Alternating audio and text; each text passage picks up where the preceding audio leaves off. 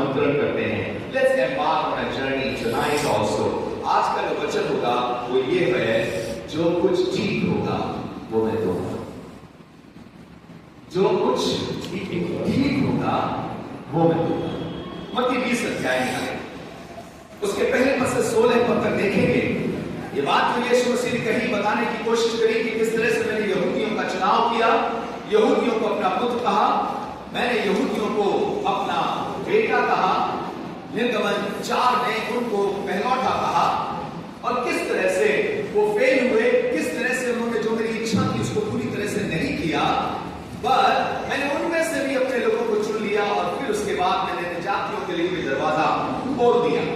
लेकिन उनके ठुकराए जाने की वजह से जातियों के लिए दरवाजा नहीं खुला, क्योंकि परमेश्वर ने यहूदियों के पैदा होने से पहले ही अब्राहम से बात कही थी कि तेरे द्वारा पृथ्वी के सारे कुल आशीष पाएंगे, अर्थात सारी अन्य जातियां प्रभु की कहलाएंगी, सारी अन्य जातियों में से प्रभु लोगों को अपने लिए ले लेगा। उसी परिप्रेक्ष्य में यीशु मसीह एक दृष्टांत कह रहा है, और फिर उसके बाद एक हिस्से पर हमको लेकर के चलेंगे। मैं चाहता हूं 20वां अध्याय के पहले पद से पढ़ना शुरू करें। देखिएगा, स्वर्ग का राज्य किसी गृह स्वामी के समान है, जो सवेरे निकला कि अपनी दाख की बारी में मजदूरों को लगाए। अभी दिन शुरू हुआ है, उसने दाख की बारी के मजदूरों को लगाने के लिए निकल गया है। उसने मजदूरों से 1 दिनार रोड पर ठहराया। अब यहाँ पर थोड़ा सा एक वो आता है कि परमेश्वर ने ठहराया या इन लोगों ने ठहराया था कि हमें 1 दिनार मिले, क्योंकि यहाँ पे लिखा है परमेश्वर ने उनसे 1 दिनार ठहराया। लेकिन इसी बात को सुनिएगा, 13वां पद पढ़ देना बेटा, देखो क्या लिखा है 13वां पद इसी का। उसने उनमें से एक उत्तर दिया, उसने उनमें से एक उत्तर दिया, हे मित्र, मैं तुझसे कुछ अन्याय नहीं करता। मैं तुझसे कुछ अन्याय नहीं करता। क्या तूने ही मुझसे 1 दिनार न ठहराया था? किसने ठहराया? यहाँ लिखा है क्या तूने मुझसे 1 दिनार न ठहराया था? क्या तुमने मुझसे ये नहीं कहा मैं एक शर्त पर सेवा करूंगा, तुम्हारे खेत में काम करूंगा एक शर्त पर, अगर तुम मुझे ये चीजें दोगे, कर्मों के मुताबिक तुम्हारा फल मिलेगा। और पूरा ओल्ड टेस्टमेंट कर्मों के मुताबिक फल देने की बात करता है कि जो जैसा करेगा उस तरीके का भरेगा। नए नियम में हम जैसा करेंगे वैसा नहीं भरेंगे, जैसा उसने किया है हम विश्वास करने के द्वारा वैसा प्राप्त करेंगे। नए नियम में ओल्ड टेस्टमेंट में थोड़ा सा फर्क हो जाता है, हम अपने कर्मों की सजा नहीं भुगतेंगे, क्योंकि मेरे कर्मों की सजा कोई ऑलरेडी भुगत चुका है। अब मैं उसकी कुर्बानी का मजा उठाऊंगा, मैं बेटा बन करके उसके साथ जीऊंगा। और इसलिए जब वो बताने लगा तो उसे कहने लगा, देखो मैंने ठहराया क्योंकि तुमने भी इसको ठहराया, यू अग्रीड ऑन इट, तुम्हारी कोई भी से नहीं थी, पर मैंने कहा ठीक है मैं ये सब कुछ तुमको दूंगा। आगे सुनिए क्या लिखा है 3रा पद से। फिर एक पहर दिन चढ़े, उसने निकलकर अन्य लोगों को बाजार में बेकार खड़े देखा और उनसे कहा, तुम भी दाख की बारी में जाओ और जो कुछ ठीक है तुम्हें दूंगा। जो कुछ ठीक होगा मैं तुम्हें दूंगा। हमें मालूम क्या सुनने का मन करता है, जो तुम्हारा मन करेगा वो मैं तुम्हें दूंगा। और यहाँ कह रहा है जो कुछ ठीक होगा वो मैं तुम्हें दूंगा। हुआ करता, और इसलिए वो जो कह रहे थे, जो मांग रहे थे या परमेश्वर उनको देने की ठानी, वो एकदम जस्टिफाइड, एकदम सही था। अंत में सबको उसने बराबर कर दिया, 1 दिनार दे दिया था। पर आज हम बात करेंगे बीच में जिन लोगों को लेने के लिए गया है, क्या एक्चुअली उनकी आवश्यकता उसको थी या उसके बगैर भी काम चल सकता था? बाइबल में लिखा है प्रेरितों के काम उसके 22वें अध्याय में उसके 17 पद से आगे, अन्य जातियों से प्रभु यीशु मसीह कह रहा है, पौलुस के द्वारा कहलवा रहा है कि उसे किसी के हाथ की सेवा की आवश्यकता नहीं है। He does not take the service of our hands as if he needed it.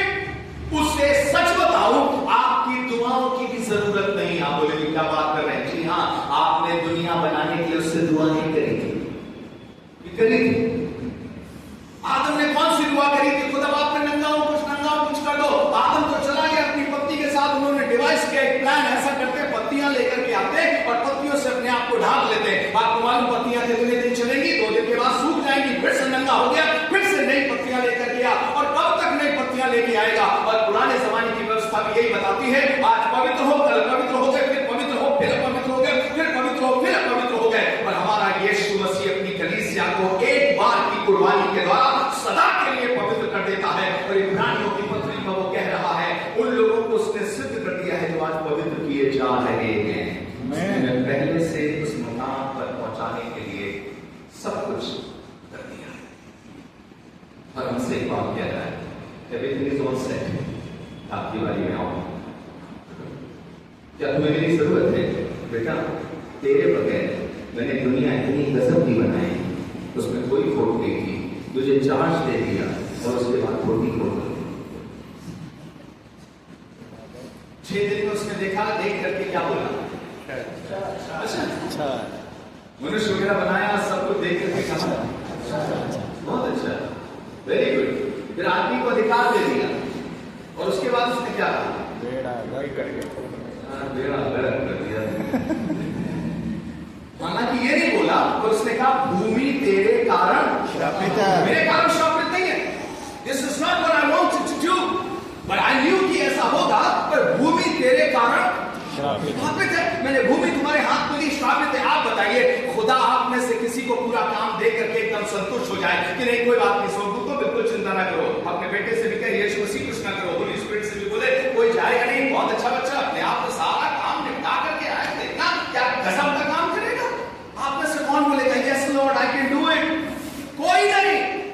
हम में से किसी की सच बताएं तो आवश्यकता यीशु मसीह को नहीं है, पर फिर भी हमारा इस्तेमाल करता है। मालूम क्यों? क्योंकि उसने हमें बच्चा बनाया है, उसने हमें बेटा बनाया है। और सेवा करने वाले बेटों को अंत में वो इनाम देने की बात करता है आज की अध्याय में। इसलिए वो कहना सेवा करना है। बेटा देखो, मैं तुम्हारे बगैर कर सकता हूँ, धरती अच्छी बना सकता हूँ, दुनिया अच्छी बना सकता हूँ, पर तुम्हारे बगैर मैं आगे काम करूंगा नहीं। I want you to be part of it. मैं चाहता हूं कि तुम उसका हिस्सा बनो। एक बात पूछना मांगता हूं, क्या आपको विश्वास है कि परमेश्वर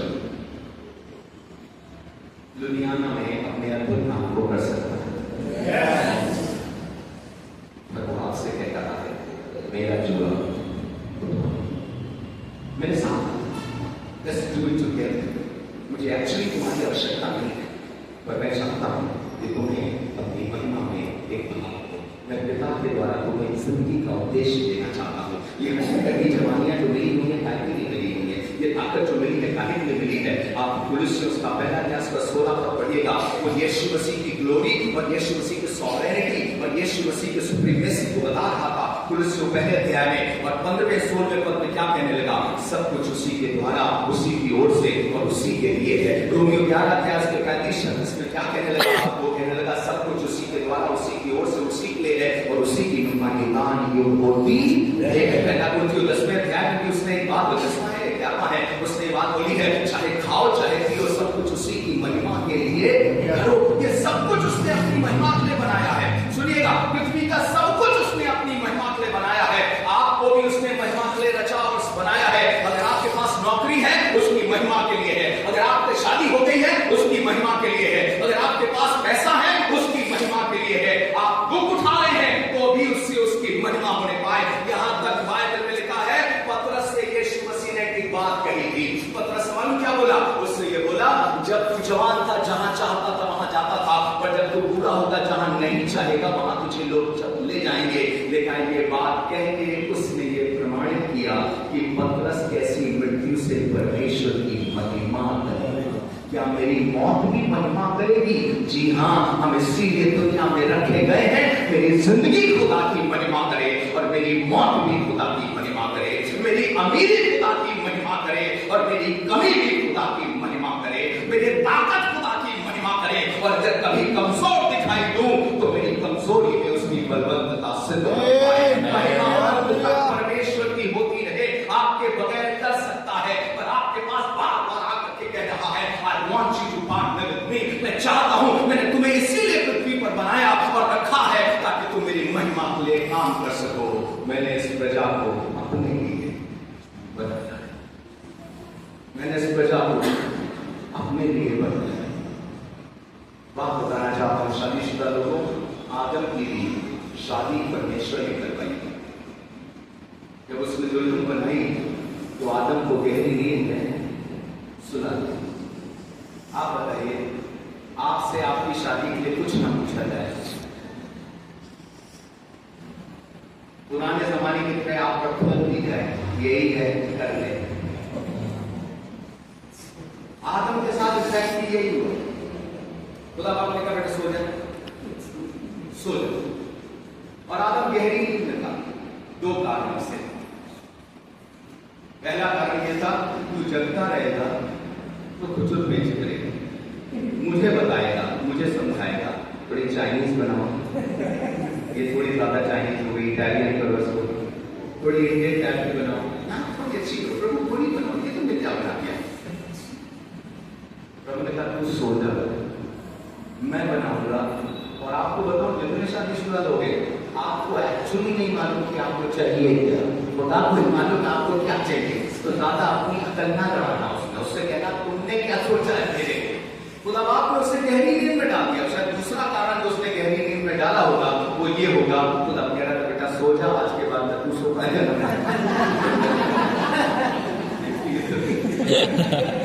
सोच के देखिए, शादीशुदा जिंदगी कितनी गजब की जिंदगी, तुमसे क्या पूछो, तुम तो नहीं। लेकिन खुदा बाप ने उस डिसीजन को आदम को नहीं लेने दिया। क्यों?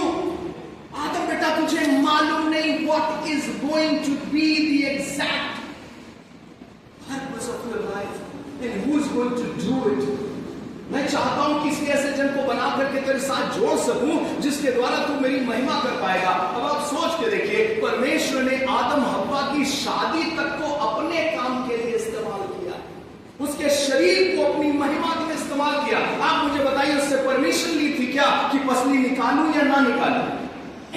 परमिशन दी हो तो बताइए उसने, कोई परमिशन नहीं दी। आज हम बातें करके हमारे पास फ्री विल है, हम आना चाहें तो ना आना चाहें। मैं तो खुदा से कहूंगा, जितना खुदा को समझाऊं, खुदा बाप छीन ले मेरी फ्री विल, अपनी विल रख मुझ पर, क्योंकि मुझे मालूम मेरी फ्री विल इतनी फ्री है कि वो कुछ भी मांग लेगी, कुछ भी जान लेगी। इसलिए तू अपनी इच्छा मुझ पर पूरी कर, क्योंकि अगर आपको खुदा को समझ में आ जाए, अगर वो बार बार आए, तो आप ये जान लेंगे कि उसकी भली, भावती और सिद्ध इच्छा है। मेरी ना भली है कई बार, ना भावती है और ना ही सिद्ध है, पर उसकी इच्छा भली भी है, भावती है और सिद्ध भी है। और इसलिए परमेश्वर आपको अपने लिए बनाता है, और ये आपका सम्मान है, आपकी महिमा है। अगर आप जीवित परमेश्वर के खेत में काम कर रहे हो, उसकी महिमा के लिए चुन लिए गए हो, तो इसको अपना सबसे बड़ा सम्मान समझो। ये आपका अपमान नहीं है, नीचापन नहीं है। शुरू में लोग ये बताया किया करते थे, ये कुछ नहीं बन पाया तो पादरी बन गया। मैं आपसे कहना मानता हूं, पादरी बनने के लिए सदियां बीत जाती हैं।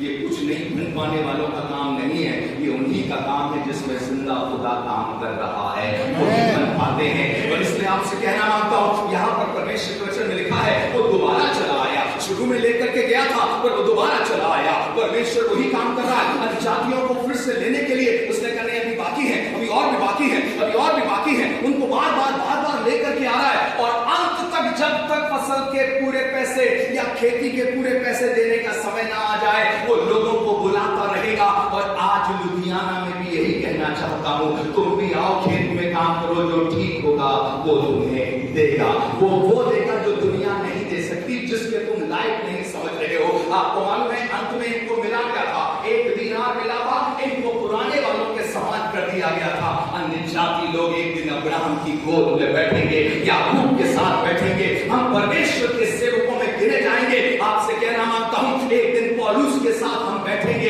एक दिन पतरस के साथ हम खाएंगे, उसी मेज पर खाएंगे जैसे लूका 22 में लिखा हुआ है। एक समय आने वाला है, परमेश्वर के राज में उसकी मेज के चारों तरफ बैठ करके खाना खाएंगे, और उस समय कोई अंतर नहीं रहेगा। वह इस काम के लिए यीशु मसीह कह रहा है, मैं बुला रहा हूं, I'm calling you to something that you can never achieve by your own power.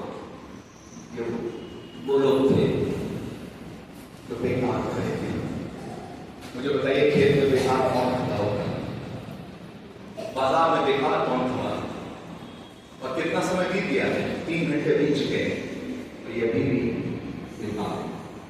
फिर 6 घंटे बीत गए और कुछ लोग आखिर तक बेकार थे। फिर 9 घंटे बीत गए, लगभग 12 घंटे, अंत में 11 घंटे बीत गए और फिर भी कुछ लोग अंत तक खड़े हुए थे। मुझे लगता है वो वही आखिरी लोगों में से हूँ, मुझे लगता है मैं उनमें से हूँ जिसमें खेत का 1 घंटा भी काम किया है मैंने मालिक के लिए, और उसने मुझे उठा के वो सम्मान और इज्जत दे दी है कि मुझे अपने बच्चों में शामिल कर लिया है। राजाओं के राजा को अपना बाप कहता हूँ, और मैं इब्राहिम को अपना भाई कहता हूँ। मैं पौलुस और अंद्रियास को अपना भाई कहता हूँ, इसलिए नहीं कि मैंने लंबा काम किया है उनके बराबर। पौलुस भी इस बात को कहता है, हम तुम्हारे समान दुख सुख भोगी मनुष्य हैं। एलिया भी कहता है, हम तुम्हारे समान दुख सुख भोगी मनुष्य हैं। अरे तुम हमारे समान कहाँ हो? मैं आपको बताना मानता हूँ, तो यीशु मसीह आपको बुला रहा है, इसीलिए बुला रहा है, बेटा परिवार में वो दर्जा दूंगा जो तुमने सोचा नहीं होगा, मैं तेरी जिंदगी को वो उद्देश्य दूंगा जो तुमने सोचा नहीं होगा। इसलिए खेत के मालिक खेत का मालिक बार बार निकल करके आ रहा है और कह रहा है, चले आओ जवान बच्चों, तुम में से बहुतों से कहना मानता हूं, अगर तुम अपनी जिद पूरी कर रहे हो, अपनी मर्जी के मुताबिक जी रहे हो, तो तुम्हारा बाप तुमसे कहेगा चले आओ, मैं वो दूंगा जो तुमने सोचा भी नहीं होगा, और जो ठीक होगा वो तुम्हें दूंगा। अंत में जो तुम्हारे हाथ में मिलेगा ना, तो ये कभी नहीं कहोगे मुझे कम मिला। सेवा करने वालों, ईमानदारी से कह रहा हूं, आपको आपकी मेहनत लियाकत और क्षमता से ज्यादा देगा। मुझे बताइए 11 घंटे तक कौन खड़ा रहेगा? और 11 घंटे तक मालिक बार बार क्यों जाएगा? सवेरे 6 बजे से शुरू हो रहा है, शाम के 5 बजे, क्योंकि लिखा है 1 घंटा रहे वो दोबारा आए। अगर 12 घंटे का काम है वहां पर, वो क्यों आना? और क्यों आपको देख करके बार बार कह रहा है चलो मेरे खेत में काम करो, मेरे खेत में चल करके काम करो? क्या इसने औरों को बेकार खड़े रखे? देखिए मतलब क्या है, आप में से आप अपने आप को जितना जमाने में ऊंचा दर्जा दे दो, एक्चुअली सच बता रहा मानता हूं, परमेश्वर की निगाह में, परमेश्वर की दृष्टि में या संसार के उसमें भी अछूते, गंदे और खराब पापी हो। अपने आप को जांच करके आप देखिएगा, पौलुस के समान आप भी कहेंगे रोमियो 7 के मुताबिक मुझ में कोई भली वस्तु वास नहीं।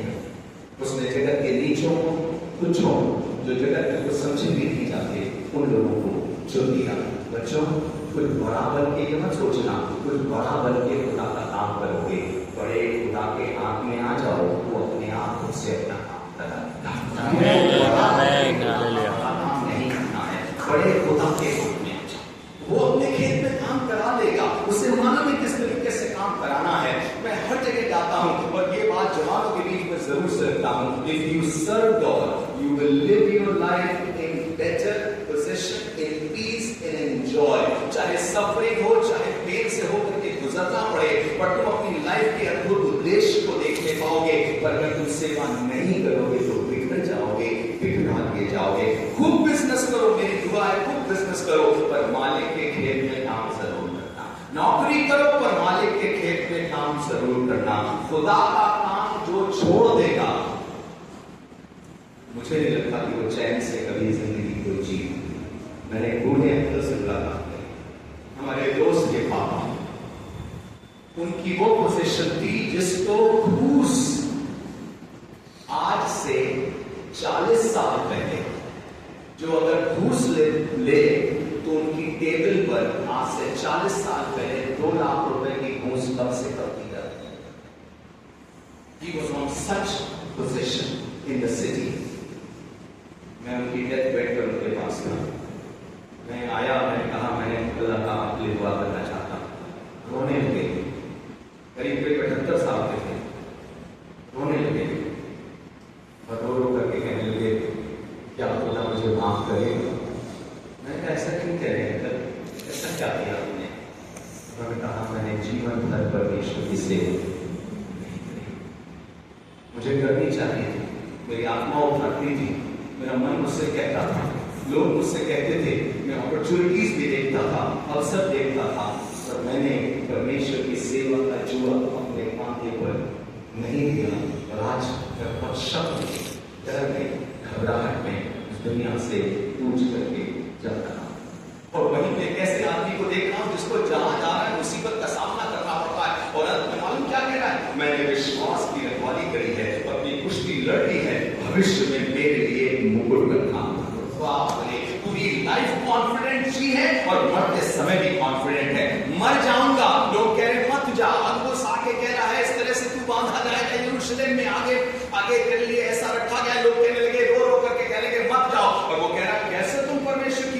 को टाल देने के लिए मुझसे कह रहे हो? मैं हिलूंगा नहीं, मुझे जहां जाना है मैं जाऊंगा। क्या हो गया पौलुस, तुमको दीवाने और पागल से हो गए हो? वो भी ये कह रहा होगा, उसने मुझसे वादा किया है, जो ठीक होगा वो मैं तुझे दूंगा। और उसने वो दिया जो एक दिन का काम करने वाले की ताकत नहीं थी, ताकत नहीं थी। एक बात पूछना मांगता, तुम ऐसा क्या करोगे कि हमें जीवन मिल जाए? क्या करोगे कि परमेश्वर का प्यार मिल जाए? ऐसा क्या करोगे कि परमेश्वर तुमको पसंद ना कर लगे? ऐसा क्या करोगे कि स्वर्ग राज में तुमको अधिकार मिल जाए? ऐसा क्या कर सकते हो? अंत में समझ में आता है हमारे धर्म के काम मैंने चित्रों के समान। मैंने चित्रे मालूम क्या होते हैं? पहली चीज, ना वो तुम्हें सुंदर बना सकते हैं क्योंकि चित्रे हैं, और ना वो तुम्हें ग्रहण करने योग्य बना सकते हैं क्योंकि वो मैले, वो तुम्हें शुद्ध नहीं दिखा, वो गंदे दिखा है। ये धर्म की काम की बात कर रहा हूं। कौन सा, मतलब मुझे बताइए कौन सा उपवास आपको परमेश्वर का प्रिय बना देगा? कुछ लोग थे जो सप्ताह में 2 बार उपवास करते थे, और बाद में मिलकर वो धर्मी ठहरा करके घर नहीं गए। लूका 18 की बात बता रहा हूं। अपनी कमाई का सब दसवांश देते थे, धर्मी ठहरा करके खुदा के घर से नहीं गए हैं। पर खुदा के घर से कौन गया है? जिसने मान लिया कि मुझे यीशु की जरूरत है, मुझे उसके खेत की जरूरत है, मुझे उसकी बरकतों की जरूरत है, नम होकर के आया और अपनी छाती पीटता रहा, और छाती पीट करके कहा, मुझ पापी पर दया करें। इसी के लिए कह रहा है, जो तुम कर रहे हो उससे बेहतर तुम्हें कुछ देना चाहता। अगर मैं इसको सिर्फ इस तरीके से देखूं जैसे वो खड़े हुए थे, देखा उसने औरों को बेकार खड़े हुए देखकर उनसे पूछा, क्या किसी ने तुमको काम पर? उनका जवाब क्या था? किसी ने नहीं। आज मैं उन लोगों से भी कहना मांगता हूं, उनको लगता है तुम किसी काम के लिए लायक नहीं हो, मालिक तुम्हें काम पे भी लगाएगा और लायक भी बनाएगा, पर तुम्हें अपना इनाम भी दे देगा। तो नालायक लोगों को चुन करके ले आया, जिसमें से एक यहाँ खड़ा हुआ है, वो नालायक लोगों को ही लेके आया। वो बिना किसी, जिसके पास कोई योग्यता नहीं, जिसके पास कोई क्षमता नहीं, सबसे गरीब, सबसे खराब। अच्छा एक चीज बताइए, परमेश्वर ने अब्राहम को क्यों चुना? और वो भी संतान देने के लिए कि उसकी संतान जो है पूरे सब जगह फैल जाएगी। अब्राहम में कोई खास बात थी, उसका भाई कौन था? बच्चे थे नाहोर के, अच्छे खासे थे। उसकी बीवी, इसका मतलब संतान पैदा करने लायक है, और ये भी संतान पैदा करने लायक है, तो उसी को चुन लो, काम आसान हो जाएगा। आप बताइए, उसके ऑलरेडी बच्चे हैं, एक बच्चा और दे देना, प्रतिज्ञा की संतान कहलाएगा। उसने कहा नहीं बेटा, चुनूंगा तो अब्राहम को चुनूंगा। किस लायक है अब्राहम? कुछ पैदा कर सकता है? मेन काम तुम उसको पैदा करने का दे रहे हो, मेन जिम्मेदारी उसको पूरा वंश बढ़ाने की दे रहे हो, और ये कह रहे तुम्हारे वंश पर ये आशीष होगी, और तेरे वंश के द्वारा या तेरे विश्वास के द्वारा जो वंश उत्पन्न होगा उससे पृथ्वी के सारे घराने आशीष पाएंगे। मेन काम उसको संतान का दे रहे हो, उसके पास संतान एक भी नहीं है। तो आप कह रहे हैं मैं तो ऐसे लोगों को चुनता हूं, नालायक, बेकार, किसी काम के नहीं। क्यों? ताकि घमंड ना कर सके कि मैं तो इस लायक था कि खुदा ने मुझे चुन लिया। घमंड करें तो सिर्फ इस पे उसका रहम मुझ पर हुआ है और मैं आज उसके राज्य में काम कर रहा हूँ। जितनी जगह परमेश्वर के काम करने वालों ने लिखा सेवा के लिए, उन्नतियों खासतौर से लिखा अनुग्रह के द्वारा तुम्हें सेवा मिली है, अनुग्रह के द्वारा ही तुम्हें वरदान मिला है, अनुग्रह के द्वारा। हाँ, आप में से कोई लायक नहीं था। अक्सर लोग कहते हैं खुदा ने तुमने कुछ तो देखा होगा, तो उसने तुम्हें चुन लिया। हाँ देखा था, पाप बहुत भयंकर था, अधर्म पर, और ऐसा गंदा पाप देखा था कि आदमी अपने आप बचेगा नहीं, मर जाएगा। तो खाई को ले आए प्रभु जी, अनुग्रह। 38 साल का एक बीमार वहां पड़ा हुआ था, बाकी सब लोग आते थे, जाते थे, चले जाते थे, 38 साल से पड़ा हुआ। आप बताइए इससे भयंकर कोई और वहां पर था? ऐसा लग रहा है कहानी से इससे भयंकर कोई और नहीं था। और 38 साल से बीमार आदमी, अब सुनिएगा, क्या ये अपने आप कुंड में पहले उतर सकता है? नहीं। समाज का और व्यवस्था का भी तरीका यही है। क्या है? जो योग्य हैं वो व्यवस्था का फल पा जाएंगे, पर जो अयोग्य हैं वो व्यवस्था का फल नहीं पा पाएंगे, क्योंकि व्यवस्था पूरी भी नहीं कर पाएंगे। और यहां पर भी वही दिखाई दे रहा है। 38 साल से बीमार आदमी यीशु मसीह बाकी हल्की बीमारों के पास क्यों नहीं गया?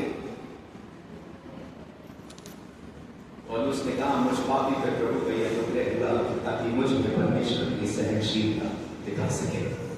इसका मतलब क्या है? मैं इसको भी बर्दाश्त कर सकता हूँ, इसको भी बर्दाश्त कर सकता हूँ, इसको भी बर्दाश्त कर सकता हूँ, इसका अपमान बर्दाश्त कर सकता हूँ, और उसका गुस्सा बर्दाश्त कर सकता हूँ, और उसमें कलीसिया को सता रहा है मैं बर्दाश्त कर सकता हूँ, और मैं दिखाऊं का बर्दाश्त करते हुए क्या मोहब्बत कर सकता हूँ। खुदा सिर्फ अच्छे लोगों को नहीं बुला रहा है, पर कमजोर लोगों को जिनको आखिर तक सबने ठुकराया है उनसे भी कह रहा है मेरे खेत में काम करोगे, मेरी सेवा करोगे, मेरे साथ आ जाओगे, मेरे साथ जुड़ जाओगे, मेरे राज्य में हिस्सा बनोगे, मैं तुमसे कहना मांगता हूँ जो भी होगा वो मैं दूंगा।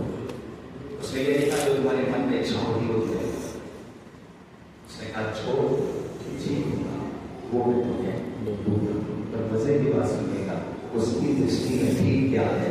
उसकी दृष्टि में ठीक ये था कि पूरे दिन की मजदूरी आपको दे दे। ये ठीक है उसकी दृष्टि? Is it justified? Is it fair? मैं तो ये कहूंगा फेयर तो नहीं है, और उसके अनुग्रह में उसने अपनी दया से यही सोच करके रखा है। आप इसको फेयर बोले ना बोले, पर उसकी दया है। और आपसे कहना मांगता हूँ मेरा जीव का उद्धार करता आपको बुला करके अंत में निराश नहीं करेगा। सेवा करने वाले अंत में आनंद करेंगे, अपने बाप के राज्य में बैठेंगे, और अंत में बाप उनसे कहेगा धन्य है तेरे विश्वास लोग, तुम थोड़े से थोड़े में वफादार रहे हो। अंत आप सुनना मांगते हैं अपना, इसलिए आज आपको ये करना पड़ेगा स्वामी जो कुछ तू चाहे रब उससे कर, मैं जी हूँ और तुम्हें बता मुझे क्या काम करना। एक बात पूछो मेरी मुझसे, विल यू सर्व गॉड? या तुम परमेश्वर की सेवा, या तुम परमेश्वर के साथ जुड़ जाओगे? परमेश्वर की सेवा ऐसी नहीं कि उसका पेट दर्द कर रहा है और आप उसे सर दर्द कर रहा है सर दबा दें। गरीब नहीं है कि आप उसे खाना खिला दें। परमेश्वर की सेवा है क्या? उसकी इच्छाओं को पूरा होने देना और करना, वही परमेश्वर की सेवा। जो कुछ परमेश्वर आपसे कहे उसको कर देना, वही तुम्हारी सेवा है। और अंत में इसलिए बात पूछना मांगता हूँ, खुदा बाप आपसे भी कह रहा है, आपसे आकर के मैं तुम्हारे बगैर भी काम कर सकता हूँ। मैंने दुनिया तुम्हारी बगैर बनाई है, तुमको तुम्हारी इच्छा के बगैर पैदा किया है। मैं तुम्हारे बगैर कर सकता हूँ, और मैं तुम्हें याद करता हूँ और तुमको बुला रहा हूँ और तुमसे कह रहा हूँ मेरे